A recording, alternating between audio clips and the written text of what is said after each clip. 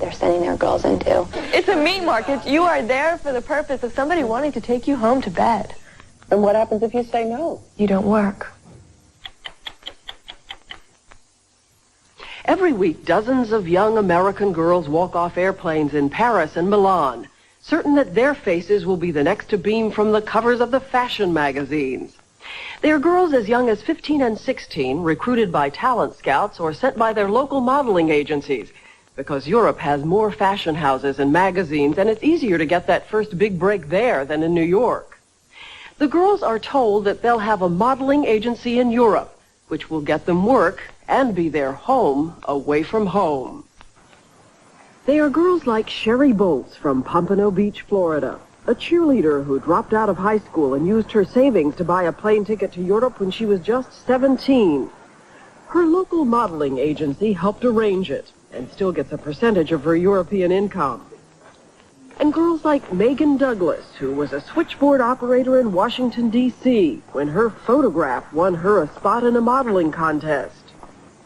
And girls like Kimberly Barker of Nampa, Idaho, whose parents took out a loan to get the money to send her to Europe and to give her a shot at the big time. Though the odds are about 1,000 to 1 that a girl will end up a successful model. A model like Debbie Haggerty, who makes about $150,000 a year, and says the top models may do all right, but it's rough for all the others trying to break through. Nasty business, and I don't think these parents have any idea what they're sending their girls into. What the parents are told by those local modeling agencies and talent scouts is that their daughters have been signed up with European modeling agencies which will take care of everything and become the girls' family abroad. How many girls are on option for this? So it's something of a shock when the girls discover that a lot of those agencies routinely take as much as 3/4 of the girl's salary. For instance, charging fees on the photographs the girls need for promotion, and ostensibly deducting taxes and Social Security, even though most of the girls are working illegally without work permits. We have to check for that. It's very confusing. Sylvain Cherwat is president of a fledgling models union in Paris.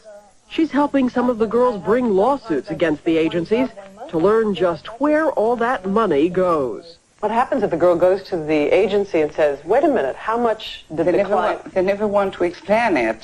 They just say, okay, baby, you know, we have a lot of experience and we have to pay the tax department and we have to pay a lot of things, so don't try to understand. So do the agencies really pay Social Security on an illegal work? We don't even know exactly if they pay all the amount. I'm sure they don't pay for that.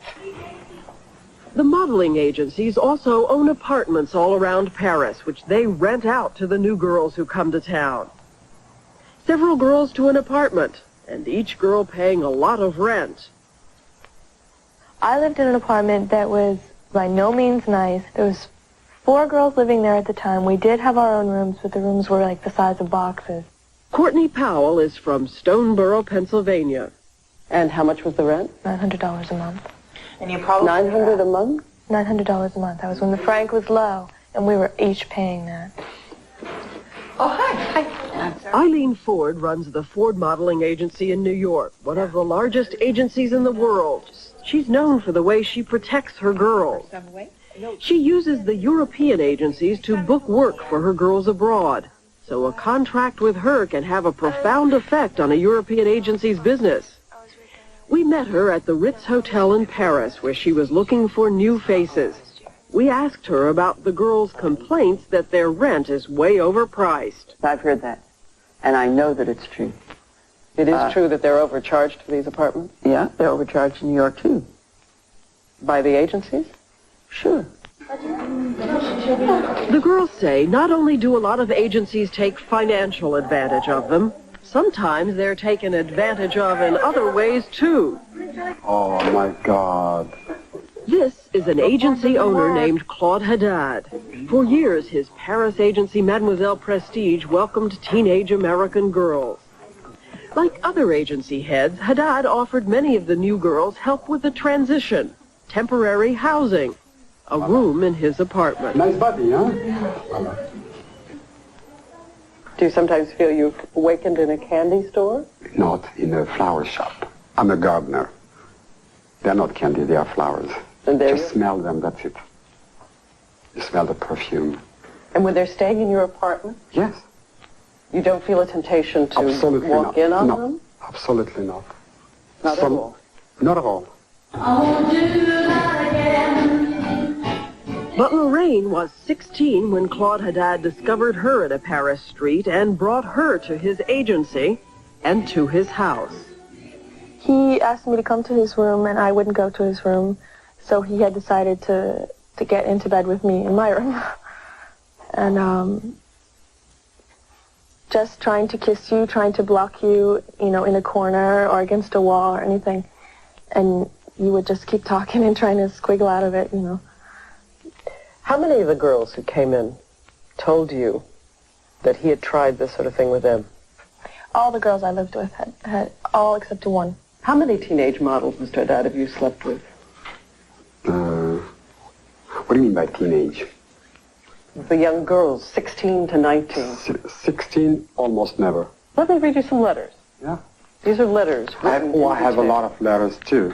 He walked in on me while I was in the bath, while I was changing in the room, and even did things like jumping in the bed with me while I was trying to sleep. Is it true? I'm asking. No. Most of this, it's always, you know, when people say something, it's always a little truth.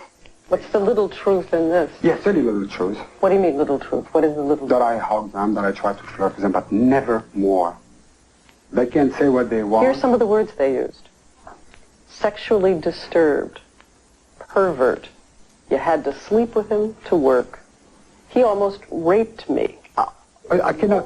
What do you say? How many almost raped me? You always use almost raped me. I'm quoting. Yeah. But in this case, it was a 15-year-old girl. Then I refuse. 15 years old? I don't remember. Maybe it's possible. I don't know. Then Claude Haddad went on to say, what happens with the girls is not really his fault. When a French girl starts to play with her body, she knows that she can have problem. She can start to have problem with men. And in America, I found out that when a girl does that, it's just, she doesn't even mean it. It's a game, but she's not thinking of what she's doing. It took me a long time to realize this. Do you work with Claude Haddad? No, sir. No more. Wouldn't send your girls to him? No, ma'am. He knows why. Why? Because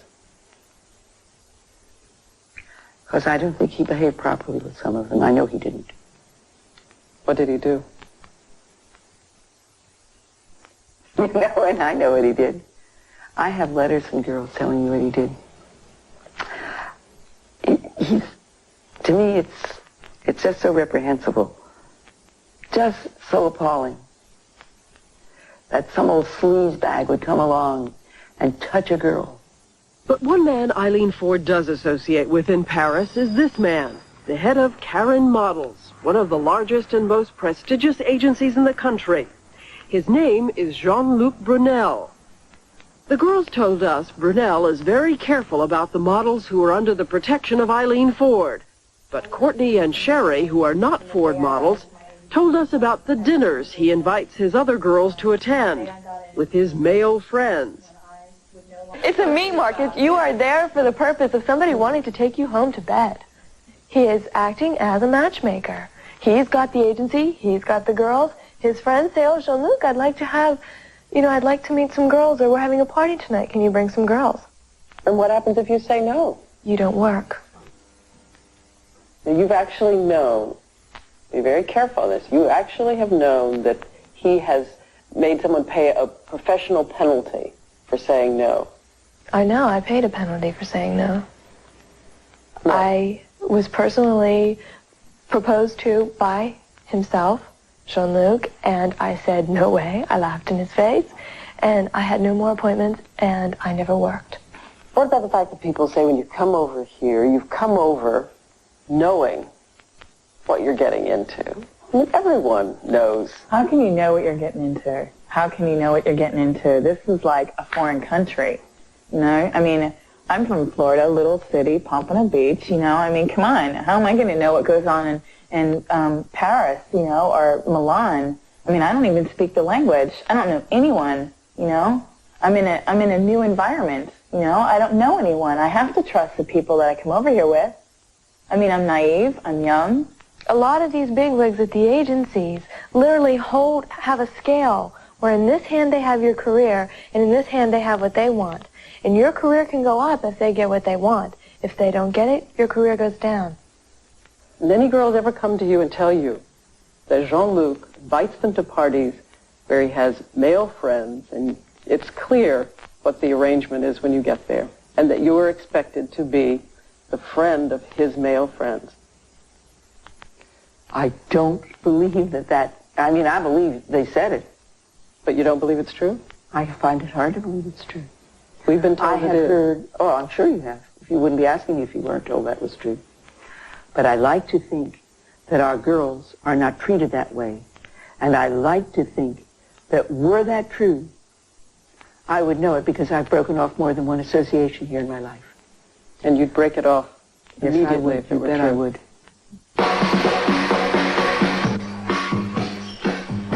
At discotheques like the Bandouche and the Palace, models are admitted free. When we filmed at the Bandouche, Luc Brunel was there. A number of models told us he has used cocaine heavily and offered it to the girls, along with help in their careers. Many of the girls who spoke with us said openly that they had been regular cocaine users. But some warned that there were things that went beyond cocaine. This one asked to be photographed in shadow. So you first met Jean-Luc Brunel in a nightclub when he offered you drugs, cocaine.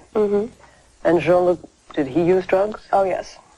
You say, oh, yes, a lot? Well, that's why I used to like to see him, because he'd always give me a little vial of cocaine and say, you know, go have a good time in the bathroom. That was more or less, he did that with all the girls. And everyone else. This girl told us a few years ago she went to Jean-Luc's house with a few of his friends. She said a powerful hallucinogenic drug was slipped into her drink and that Jean-Luc kept urging her to go in and take a bath. I started hallucinating, and at first, you know, I was very confusing because it was very scary, because if you don't know that you've been drugged and all of a sudden you start hallucinating, that's very scary. She said she managed to get out of the house but stayed disoriented for 24 hours. But this ex-model says several years ago she went to Jean-Luc's house and didn't get away. She asked to have her voice and face disguised. He gave you a drink? Yes. You drank it, and then what? I blacked out. I don't remember anything after that.